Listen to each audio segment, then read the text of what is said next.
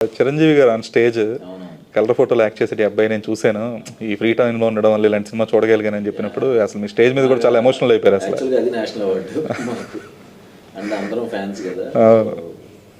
ఆయన ఆయన చెప్పడం అనేది అసలు చాలా అందుకని లిటరల్లీ కనిపిస్తూ ఉంటుంది, ఏడుపు వచ్చేస్తుంటే ఆపుకున్నట్టు ఉంటారు అసలు. అంతే కదా. ఆయన అంటే చూస్తే చాలు అనుకున్న ఆయన అలా మాట చెప్పడం అనేది, స్టేజ్ మీద చెప్పడం అనేది, అందులో మా వేరే సినిమా ఫంక్షన్కి చాలా హ్యాపీ అనిపించింది.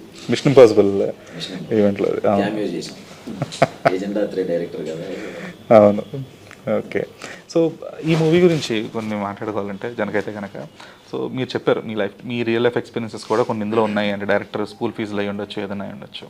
సో ఈ సినిమా అంటే ఈ స్టోరీ ముందు అనుకున్నది ఒక వేరే హీరోకైనా, తర్వాత మీరు అవైలబిలిటీ అంటే మీకు స్క్రిప్ట్ మీకు నచ్చి ఇమీడియట్గా మీతో ప్రాజెక్ట్ స్టార్ట్ చేశారు అని చెప్పేసి డైరెక్టర్ సందీప్ రెడ్డి చెప్పారు.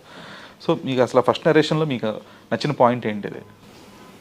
పాయింట్ అంటే కాండం మీద కేసు వేయటం, అప్పుడు తర్వాత వచ్చిన డిస్కషన్స్.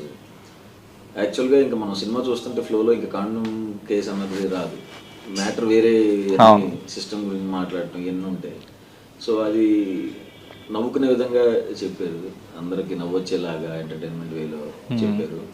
నరేషన్ అప్పుడు నేను ఫుల్ నవ్వుకున్నాను. సో భలే నవ్వు వస్తుంది. మనం కలర్ ఫోటో ఏడిపించే పంపించాము. రైటర్ పద్మభూషణ్ అప్పుడు కూడా నవ్వుతారు, అది బాగా కామెడీ ఉంటుంది, కానీ లాస్ట్ 20 minutes ఏడిపించే పంపిస్తాం. రోహిణి గారు రాగానే ఇంకా అంబాజీపేటలోనే ఏడిపించే పంపించాం. ప్రసన్నవాదనం సీరియస్గానే ఉంటుంది, కామెడీ కావాలనిపించింది. ఏంటి నువ్వు ఏడిపించకుండా వదలవా అని అడుగుతున్నారు, నాకేంటో అనిపించి మార్చాలి అని, నవ్విస్తూ పంపించవచ్చు కదా అని చెప్పి. ఓకే.